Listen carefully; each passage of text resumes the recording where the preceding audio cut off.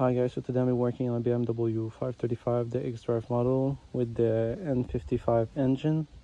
I had a noise in the engine bay, so first thing first, I was looking for the pulley, but you have no space since the radiator shroud is there, so I didn't have enough space to work and remove the belt to check if the pulley was fine, because I suspect the tensioner of the belt, because it was shaking, and also the pulley was also shaking horribly.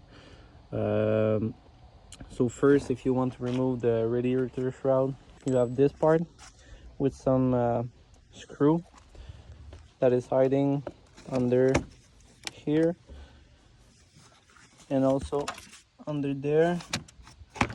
So you need to remove some push pin that was there, and after you can remove that part, and after you'll need to remove this one.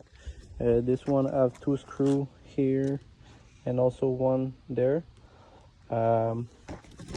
also screw there.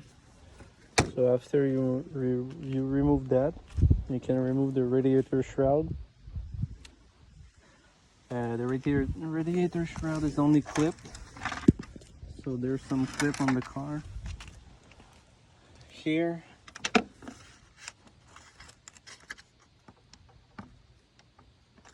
And you also have one screw that goes inside there.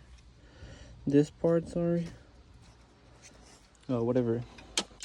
And I removed the bolt that was hiding there.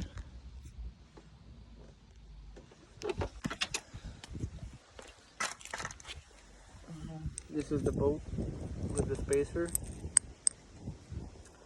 So after I check the pulley with my super medical scope, so I check every pulley to see if there was a plate inside, and as I suspect, the tensioner had a plate, and also the lower idler pulley that is hiding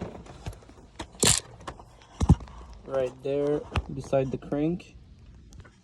So I'll need to replace that pulley, the lower idler pulley that they call, and also the tensioner that is hiding right there.